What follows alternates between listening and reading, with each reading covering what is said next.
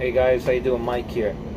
So in this upcoming video, you are going to see the yearly procedure for the annual tank cleaning.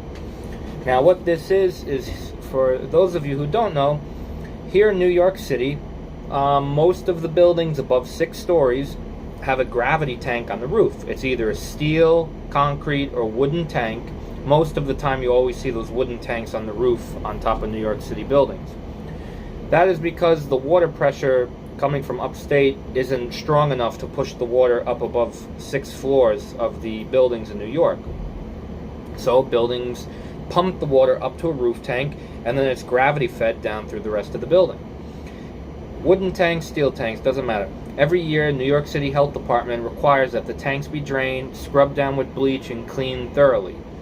So what we do here, in most buildings do this, is we drain the tank. Now in this building, the drains on the roof, there is a drain underneath the tank, but the roof drains can't handle that amount of water. So what we do is we go to the first floor, we hook a hose up to the fire standpipe, and we run it out to the street, and we drain the tank out in the street that way. One guy steps on the hose, one of my cleaners who works for the porter, he steps on the hose, and I'll open it, crack it open slowly, and we'll go from there. This year we had a leak on one of the pipes coming under the tank, which was actually the standpipe, which is this guy right here, which that's for to hook the hoses up in the hallways in case there's a fire. And it was kind of leaking on the side and coming down the pipe, and I noticed we had a leak because it was a dry, hot day up here on the roof, and I noticed there was water coming out of the gutters around the upper roof here, and I'm like, okay, something's not right. So I climbed up on the ladder under the roof tank, and I noticed we had a leak. So the company is called Rosenbach, and they've been in New York about 100 years. Over 100 years. Maybe about 120 years. Maybe more. So they were also featured on an episode of Dirty Jobs with Mike Rowe. I would highly check out that episode. It shows you how these tanks are built. It's actually really cool to watch. They also do the cleanings yearly, and they do the repairs, because they also have a crew of licensed plumbers who do the pipe repairs. So it was a 4-inch, 15-foot piece of black steel pipe with, what is that? I forget the fitting name. It's like on the tip of my tongue.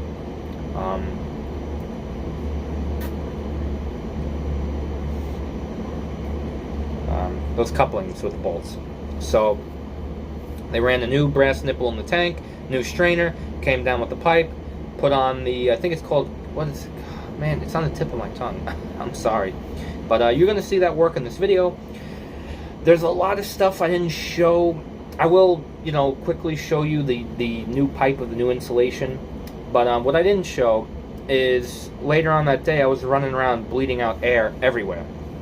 When you put the water back on, the cold water comes down, no problem. You'll open your taps, you bleed out the air. The hot water is a different story. The hot water goes up because the risers in the building feed the hot water up. So what happens is the cold water pressure comes down into the boiler. It mixes, and then the mixed water gets, which is the hot water, gets pushed back up. So you have the cold water pressure pushing the hot water up. Because it's pushing into the boiler, it's mixing. The cold and the hot are mixing to get that 120 degrees that we sent out to the building, and then it pushes back up the risers. So you got to open all the taps on the top floor to bleed out the air. We did that, and I noticed that we still weren't having any, not even water up there. And I'm like, wait a second, the tank is full, we got cold water pressure, but we barely have hot water pressure up there. Long story short, after some, looking around the boiler room, checking valves, I said, wait a second, the hot water filters.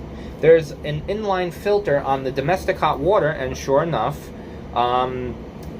they were clogged. So going forward, now I know that when we do this, we need to close off the hot water filters and open the bypass on top. Because as soon as I opened the bypass on top of the hot water filters, then I had hot water pressure back up to 12.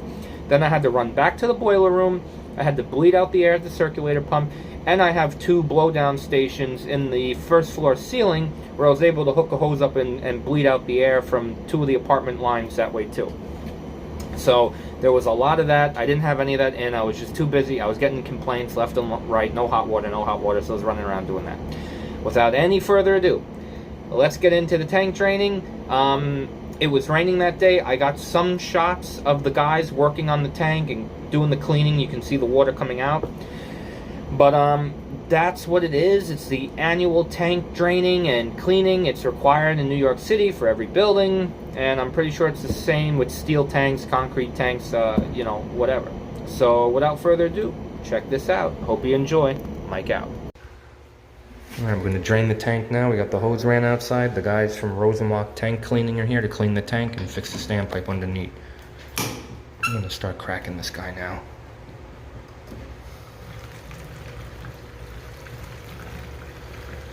There we go. Get some water.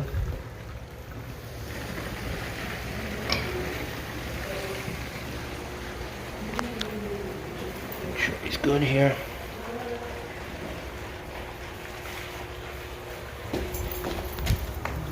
Go. Give it a little more pressure. Yeah, it's always going to smell because it's coming out of the standpipe. Yeah. I could give it a bit more pressure, huh? Yeah, you could do it little by little. Wow. Yeah, look at that. Whoa. Yeah, it's all just sitting in the standpipe all year, you know? It's going to get dirty like that. Look at the colors. Oh my God. Orange, yeah. That's all the rust. All the pipes, they own. Yeah.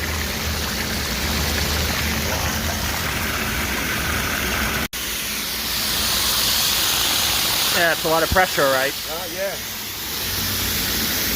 So you're gonna be doing like one. Here I am stepping on the hose. We got Rosenbach Tank Company up there getting set up to replace the pipe and do the installation. I'm just giving the guy a break for a minute.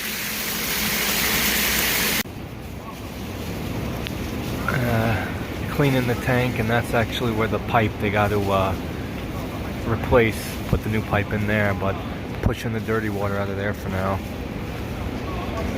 Cleaning the tank, and then the guys will, once they're done cleaning the tank, they'll put the pipe back. There's a new pipe going up.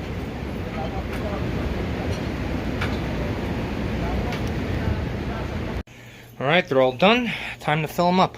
Gonna turn on pump 1.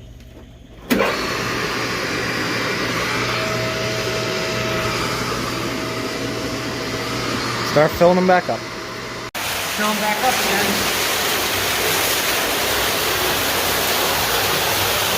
About a half a tank.